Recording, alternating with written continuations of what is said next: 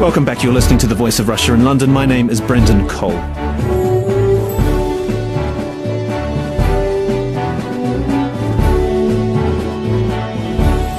Protests have been gathering apace across the Islamic world in the wake of a film that was produced in the US called The Innocence of Muslims. The film has been around for several months, but in the last 2 weeks, embassies of the US, the UK and even Germany have been targeted in attacks. This week, the Hezbollah leader Sheikh Hassan Nasrallah said the US must be held accountable for the film, which was produced in the US and which Muslims consider blasphemy. Meanwhile, yesterday, the World Council of Churches called on Pakistan to change its blasphemy laws to prevent the abuse of non-Muslim Pakistani citizens. It was in Pakistan where a Christian girl of around 14 could face execution for having the burned pages of the Quran on her. Meanwhile, here in the UK, amid criticism from Muslims and non-Muslims alike, Channel 4 pulled the plug on a series called Islam, The Untold Story, that suggested that Islam was not born fully formed, but evolved gradually. So what defines blasphemy in Islam? Is there a uniform view of what blasphemy is across the strands of Islam? And is there a political dimension to the violence that we've seen across the Muslim world in the last few days? Well, to discuss this, I'm joined by Dr. Carol Kirsten. He's a senior lecturer in the study of Islam at King's College London. Also here in the studio is Hajar Akultani, Executive Director of the International Forum for Islamic Dialogue. And also in the studio here, Anne-Marie Waters, spokesperson for the group One Law for All, which campaigns against Sharia law. On the line, we have Myriam Francois Sarah. She's a journalist and postgraduate researcher at Oxford University. Carol Kirsten, I guess it's understandable to why the film is considered offensive. But what's your reaction to some of the violence that we've seen in the last few days? It is understandable that a lot of Muslims take offense of this film. That is probably even the intention of the film. But I think it's very important to take a closer look at where the violence took place. It was in Libya, Egypt and Yemen, 3 Arab countries who have had violent regime changes in recent years. And I think there is now a conflation of political frustrations and issues that maybe pertain to religion per se. And it's difficult to disentangle these kind of things. I'd like to turn to you, Myriam Francois Sarah. You wrote earlier this week that we shouldn't compare Christians who are offended and regularly derided and not going around burning embassies with Muslims. What can you explain a bit more about that? Well, I was referring, of course, to the international dimension, which is that Muslims, and specifically largely as the professor from King's actually mentioned, referring to people who are in countries that have for a long time been under dictatorships. They've been, if you like, repressed, and now they've lived through very violent periods in their recent history. And some of them are still living very violent periods, in particular Yemen, which involve the US. And so when we talk about comparing Christians who in that sense, if you like, are the dominant force, and Muslims who in this case would be viewed as a minority voice, the power relations are not the same. And if you try and, if you like, assess this without taking into account the inequality in power relations between the ability, if you like, of Christian or secular voices to make themselves heard in the international arena and that of Muslims or Arabs in particularly the developing world to make their voices heard, of course we're looking at 2 very different abilities. And I think that is essential in assessing how we view these protests. To view them outside of that then leads us to what I think is actually happening quite a lot. That is, we end up in a situation where the protest of view is some sort of a spectacle, the spectacle in which we, the Democrats, the developed world, watch the others trying to catch up, despite efforts in many of the so-called developed countries to support the oppressing powers in those countries, be it the dictatorships or US forces in countries where they're not welcome. Hajar Akultani, there seems to be, it's been raised that there's a political aspect to this, but there's considerable Muslim populations in Western Europe. We haven't seen protests like that. Why do you think that is? I think it will be very misleading to consider the reaction in Arab countries, especially some of them, as a representative of, the reaction to all these incidents.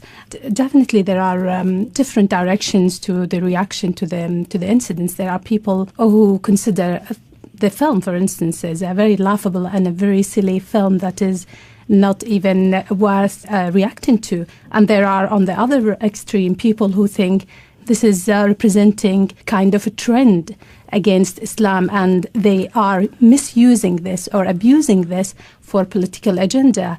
We have to know this full spectrum of reaction to it before we can really consider some, judgments. Well, Anne-Marie Waters, what's your group's position on the protests that we've seen? Well, first of all, it's very much sort of clear to us that this is being whipped up. These protests are very much being encouraged in an area, as has been mentioned, of great political upheaval recently. And it's also an area where Islamism, where political Islam is coming to the fore, as it is as a political force all over the world. As part of that, this whipping up protests and whipping up violent protests, and here in the UK, attempts to silence any criticisms of Islam or Islamism is very much a part of that aim to enforce or impose Islamism, particularly throughout the Muslim world, but also on Muslims in the West. So, Myriam-Françoise Serrat, is there a kind of catharsis that we're seeing here? There seems a simmering resentment at Western foreign policy in the region, which is seemingly what you're saying, and this is an outpouring of anger. I think to a large extent the answer is yes. I think what's really important is to see that, we mentioned that the attacks, for example, in Libya may have been the result, and it seems that way, initially of an Al-Qaeda retaliation. So we can't really assume that all of these protests all have exactly the same sources. What we can see is that the protests, if you like, tend to have become used, if you like, as a vehicle to transmit anger about broader issues. And in that sense, the film is just a focal point. We should only see Islam as an idiom in which people of the region who are predominantly Muslim then express themselves. So to essentialize their identity and to view them only as Muslims is in many ways to miss, if you like, the fact that that's just one part of their identity. Isn't it a concern that the protesters aren't really making the distinction between the actions of the US government and the actions of some individual filmmaker? It's interesting that you say it's worrying that they don't make the distinction. That's because I don't think that it's actually about the film. The distinction, if you're asking me whether I think most of the protesters think the US government made the film, no, I don't. I think it's entirely likely that most of them are aware that the film... I'm not suggesting that they think that that the US government made the film, but they're blaming the US for the film. And we've seen from in Lebanon, for instance, that very criticism levelled at the US government for not coming out and criticising... Well, the film has been condemned by the US, but it hasn't been banned. Citing freedom of speech. That's partly to do with the local politics of the region, in which there are laws and where the governments actually are regularly involved in censorship. So, of course, there is an expectation amongst people who are used to a great degree of censorship that the US itself might be involved, if you like, in some sort of censorship in its own country. So there is, if you like, an unequal, I think, expectation, because many of those Arabs don't particularly know the US or know how freedom of speech works there. They might not know about the First Amendment and that sort of thing. But I do also think that they just view the film as one part of a broader attack on the Arab world, on Muslim-majority countries. Whether or not that is the case is entirely irrelevant, unfortunately. Of course, it's not the case that the American government put out this film to insult the Arab world, but the reality is that it's being perceived as part of a broader attack on Arab and Muslim countries. And as such, it then becomes, if you like, a point of ignition for broader concerns about US presence in the region.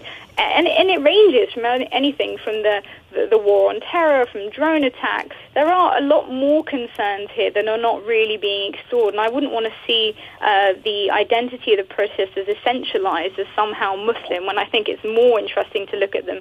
As our colleague mentioned, these protests aren't occurring uniformly across Muslim-majority countries. In fact, the most populous Muslim-majority countries, India and Indonesia, have seen hardly any protests. There have been protests in Jakarta, but I'll quickly turn to Carol Kirsten. Do you see it in those terms? Do you see that that this is a kind of vacuum that's being exploited, perhaps, and it's being, as Anne-Marie Waters mentioned, it's being stoked up to a certain degree, isn't it?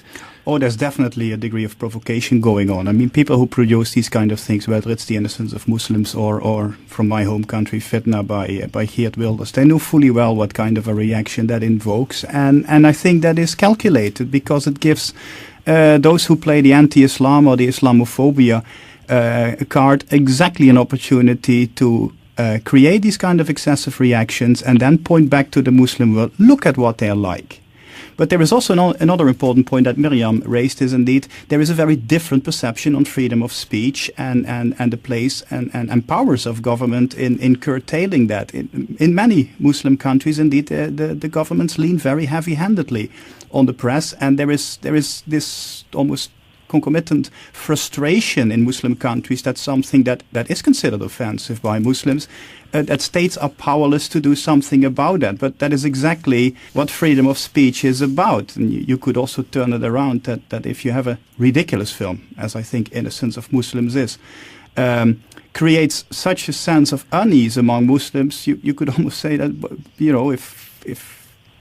if that is such a major concern for you, then it shows almost an inferiority complex or lack of self-confidence on the parts of Muslims. And that is very strongly, I think, caused by the domestic political situations in many Muslim countries. You're listening to The Voice of Russia in London. My name is Brendan Cole. We're discussing Islam and blasphemy. With me is Dr. Carol Kirsten, Senior Lecturer in the Study of Islam at King's College London, Anne-Marie Waters, spokesperson for the group One Law for All, which campaigns against Sharia law, Hajar Akultani, Executive Director of the International Forum for Islamic Dialogue, and Miriam Francoise Serra, journalist and postgraduate researcher at Oxford University. Hajar Akultani, I guess the point raised there is that there's going to be a difficult relationship between freedom of speech, freedom of expression, and the new kind of democracy that's sweeping this region. I mean, how do you see it playing out? Is this more broadly? Do you think is Islam compatible with the freedom of expression? If I go back to the issue of reception, maybe this is all linked to a key word, which is ignorance. There is a very high level of ignorance among both parties and sides. People in the Middle East assume that this is how their prophet, or Muslim people, this is how their prophet is perceived by Western, and that's why they are angry about this perception. People on the other side think that people who reacted to this film, they don't understand the concept of freedom of expression and the open society and the modern values, all these things. I think this ignorance is doing this excessive reaction and giving it this volume. To be very honest, I think what we need to do is to educate ourselves and educate each other about our religions. Yes, we need to know about each other. We need to know about each other's religions and faith and values. But that would be a difficult argument to make to tens of thousands of people baying for blood, effectively, wouldn't it? It surely rests with the leaders, the religious leaders of those countries, and they're not going to do that, not if it's politically expedient for them not to do so. No, I'm not talking about the religious leaders. The religious leaders are products of those cultures and those establishments and institutions which are now under review from some sorts of forces in those societies. When we talk about Muslims, it's really very misleading to say Muslims are or Islamists, even Muslims in the West. No, there are Muslims who are secular, who are extremely secular. There are Muslims who are liberal. There are Muslims who are Islamists. There are Muslims who are extremists. And we need to know this spectrum to be able to deal with all these questions. And then back to your question, is Islam compatible with freedom of expression and speech? For me, personally, and for my organization as well, yes, it is. But we have to highlight this. We have to clarify it, highlight it, and maybe educate on this. Okay, accepting that possibly this film that we're talking about isn't a good example of freedom of expression necessarily. A lot of the stuff that we're reading in the newspapers and online about the protests is the calling for those responsible to be, or those who insult the Prophet to be killed. Is this just fundamentalists who are calling for this, or what about across all the strains of Islam? From observing the social networks and having discussions with friends and people we know, especially because I work with youth and I know how they think. I can say, yes, this is an extremist view. People condemn killing. Definitely, violence is condemned, especially the killing of diplomats, and especially the case of the American ambassador in Libya. It was condemned highly by all my friends and colleagues. But of course, the whole issue has been misused again and used by some political and religious leaders as a vehicle for political agenda. Miriam Francois Serra, I guess, non-Muslims who I guess would be considered unbelievers shouldn't be held liable for a crime of blasphemy, should they? No, they can't. But if I could just quickly make a little comment on what was just said, it is worth putting process into perspectives, and those that you have referred to as, in inverted brackets, baying for blood. There's only a very small percentage, we're talking in single-digit percentage of the global Muslim population that is actually protesting, and it's only a very small percentage within that single-digit percentage of Muslims who are actually calling for things like the death penalty or whatever it may be, execution, and all sorts of other horrors. So it is worth putting these things into perspective when we start talking about, is it all Muslims that want those who make these sorts of films killed? Well, it doesn't really look like it when we start looking at the numbers. But to come to your question as to whether those who are not Muslim should have to be held accountable for blasphemy laws. Look, it's interesting to look at blasphemy laws and their history. Certainly, if you look at Pakistan, the blasphemy law actually was inherited from British-ruled India, and it was a law that existed prior to partition and was inherited then by the nascent. But it was considerably modified in the 1980s, though, wasn't it? So it was modified, but it was an existing law, and it is worth pointing that out. So to suggest that it was some sort of an obscure reason brought in by Muslims, it had a precedent under British rule, and whether or not Muslims would have brought that into life themselves is another question. But I'm not in favour of blasphemy laws. I think a lot of Muslims aren't. But you're looking at, again, very complex local political situations. If you look at Pakistan, for example, there have been many parties that have sought to brought in laws to either repeal the blasphemy law or to try and limit it. There's then been, if you like, a power struggle between some of the more radical religious parties who unfortunately can bring forth protests which the government isn't keen to see play out because those can rapidly turn into anti-government protests. So in order to avoid those, they're willing, if you like, to sacrifice things like freedom of speech and the rights of minorities, which are effectively in that country threatened by this blasphemy law. Carol Kirsten, the case of the teenage girl who had burnt pages of the Quran that made headlines around the world, but that's been used as a way of it's been criticised as the blasphemy laws in Pakistan, which are among the strictest, have been criticised for persecuting religious minorities. There's always going to be a political element to any kind of legislation of blasphemy, isn't there? Absolutely, and it becomes especially complicated when it is invoked that these principles are derived from what we often call in shorthand and in a very cavalier manner, Sharia law, which is actually, if you look at it from a bit of a scholarly point of view, it's an abstract notion, and many areas within the legislation that we project as Sharia law are not equally well developed. It's very clear on personal law, marriage, inheritance, divorce, these kind of things. But when you come to these kind of political issues, and in particular relations with non-Muslims, it's very ill-defined, because in the formative period, there was a Muslim empire which had its minorities, but there was also this big outside world which was not politically dominated by the Islamic empires. And in a global world, the contacts between Muslim and non-Muslim territories become increasingly intense, and with the communication era, that issue even becomes more complex, because you cannot stop signals coming in, literally, from outside the Muslim world. And how do you apply your strict or relaxed blasphemy laws to opinions produced outside your territory? And I think a lot of Muslim countries struggle with the fact that Sharia law applies to Muslims. It makes it a personal law, while most legal systems in the world have a territorial component. So there is a mismatch there between two legal systems, and that is what creates all the political upheaval. You're listening to The Voice of Russia in London. We're discussing Islam and blasphemy. With me is Dr. Carol Kirsten, Anne-Marie Waters, Hajar Akoltani, and on the line, Miriam Francois Serra.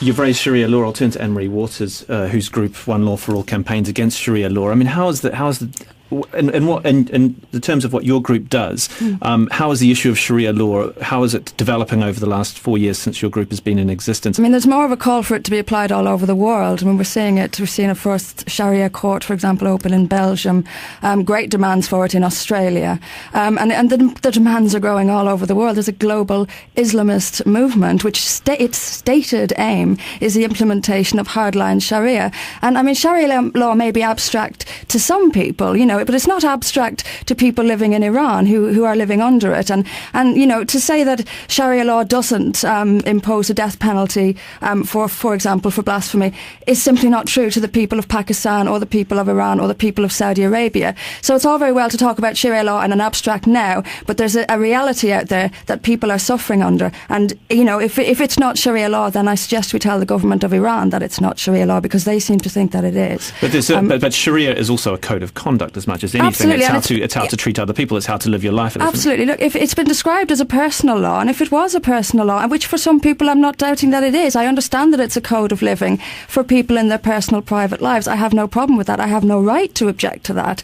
But it isn't a personal law in that it is being imposed by states all over the world, and they are slaughtering people while imposing this law. So in that instance, it isn't personal, and it's very much public, and it's very much something that I maintain my right to speak out against. Do you see it in that way? No, I have to point out a misunderstanding here. When I say personal, I'm not saying that it is limited to the personal sphere. It applies to individuals, people who are Muslim, while legal systems generally in the world pertain to a territory, the law of the land, as they call it in Britain. And it applies to me as much as a Dutchman living in the UK as to British citizens. Islamic law, you could almost say, follows Muslims all over the world. And that is what I mean with that mismatch. We have a sort of an international system of nation states where some Muslim countries have chosen to take elements of Sharia law as part of the national law.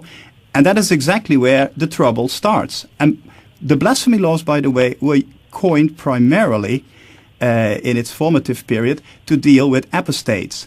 And there are pretty gruesome penalties imposed. It becomes complicated when indeed you start accusing people who are non-Muslims who say offensive things about your religion. They're not apostates. They're beyond the pale, you could almost say. Anne-Marie, you want to react to that? I mean, you said that Sharia sort of follows Muslims all over the world. I mean, you not all Muslims want Sharia, far from it. So what about the Muslims who want the right to criticise Islam? Or, Muslim feminists, Muslim liberals, they should not have this kind of blasphemy, Sharia-based blasphemy laws applied upon them. So to say it should apply to all Muslims, I think is completely wrong. There are many Muslims who wish to speak out in plain criticism, not even anything particularly offensive. If you take Hamza Kashgari, the Saudi journalist, who merely tweeted that he would meet Muhammad as an equal. This is not about Muslims and non-Muslims. It's about theocrats imposing brutal medieval laws upon people,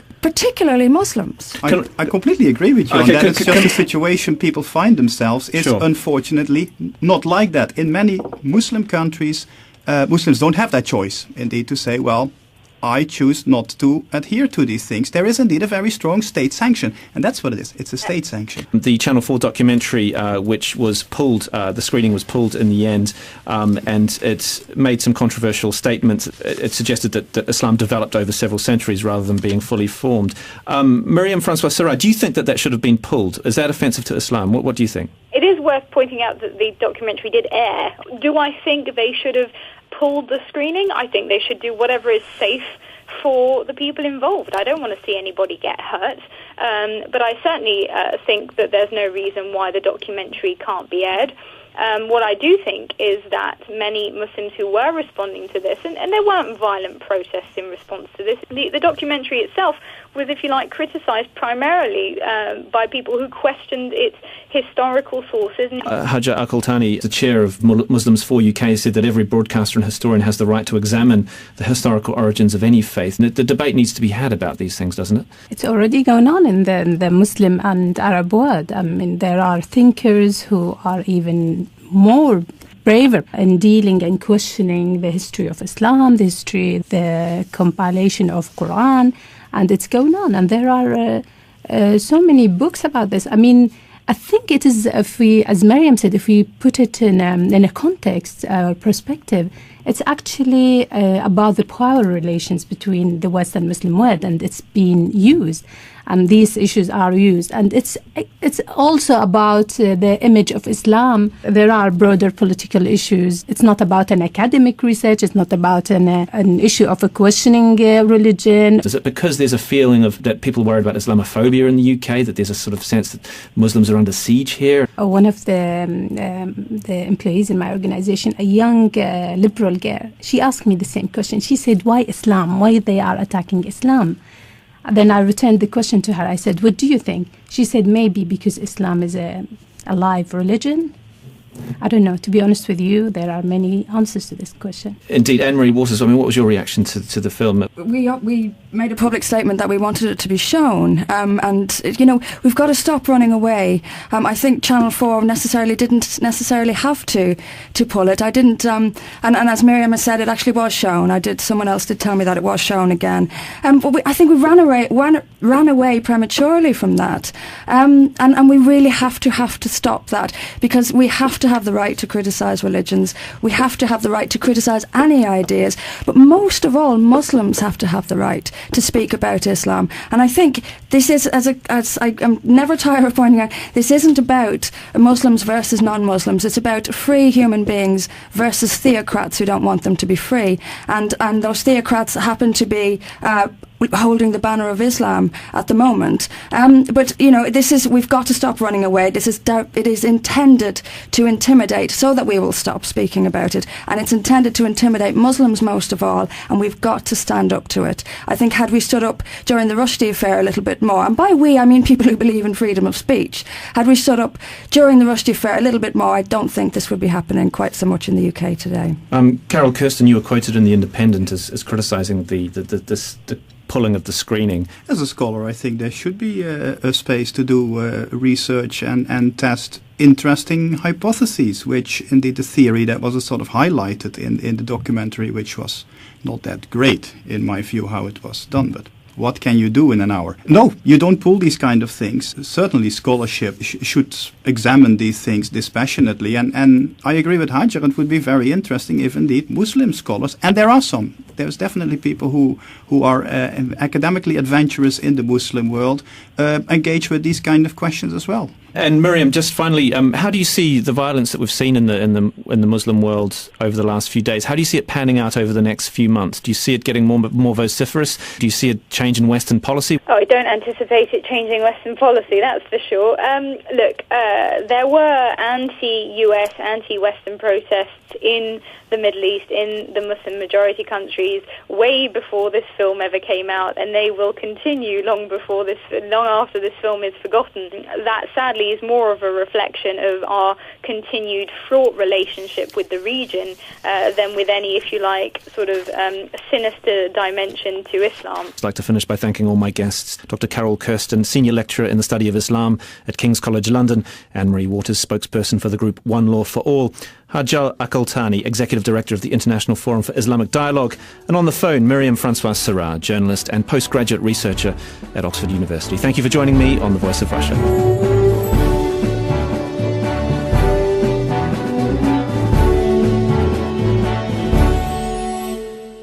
Pakistani citizens. It was in Pakistan where a Christian girl of around 14 could face execution for having the burned pages of the Quran on her. Meanwhile, here in the UK, amid criticism from Muslims and non-Muslims alike, Channel 4 pulled the plug on a series called Islam, The Untold Story, that suggested that Islam was not born fully formed, but evolved gradually. So what defines blasphemy in Islam? Is there a uniform view of what blasphemy is across the strands of Islam? And is there a political dimension to the violence that we've seen across the Muslim world in the last few days? Well, to discuss this, I'm joined by Dr. Carol Kirsten. He's a senior lecturer in the study of Islam at King's College London. Also here in the studio is Hajar Akoltani, Executive Director of the International Forum for Islamic Dialogue. And also in the studio here, Anne-Marie Waters, spokesperson for the group One Law for All, which campaigns against Sharia law. On the line, we have Miriam Francoise Sarrah. She's a journalist and postgraduate researcher at Oxford University. Carol Kirsten, I guess it's understandable to why the film is considered offensive, but what's your reaction to some of the violence that we've seen in the last few days? It is understandable that a lot of Muslims take offense of this film. That is probably even the intention of the film.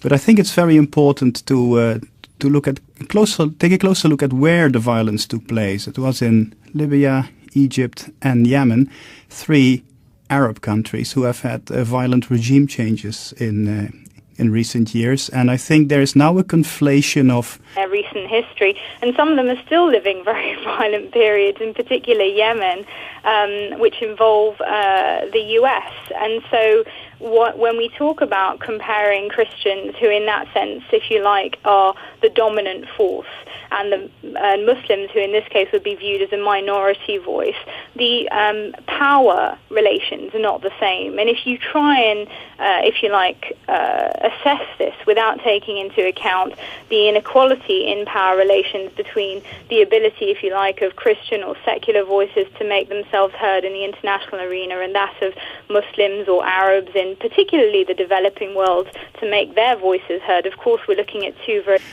political frustrations and issues that maybe pertain to religion per se. And it's difficult to disentangle these kind of things. I'd like to turn to you, Miriam Francois Sarah. You wrote earlier this week that we shouldn't compare Christians who are offended and regularly derided and not going around burning embassies with Muslims. What can you explain a bit more about that? Well, I was referring, of course, to the international dimension, which is that Muslims, and specifically largely as the professor from King's actually mentioned, referring to people who are in countries that have for a long time been under dictatorships. They've been, if you like, repressed, and now they've lived through very violent periods.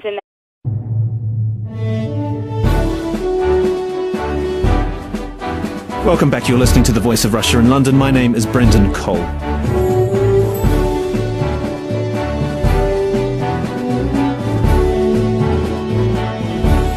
Protests have been gathering apace across the Islamic world in the wake of a film that was produced in the US called The Innocence of Muslims. The film has been around for several months, but in the last 2 weeks, embassies of the US, the UK, and even Germany have been targeted in attacks. This week, the Hezbollah leader Sheikh Hassan Nasrallah said the US must be held accountable for the film, which was produced in the US and which Muslims consider blasphemy. Meanwhile, yesterday, the World Council of Churches called on Pakistan to change its blasphemy laws to prevent the abuse of non-Muslim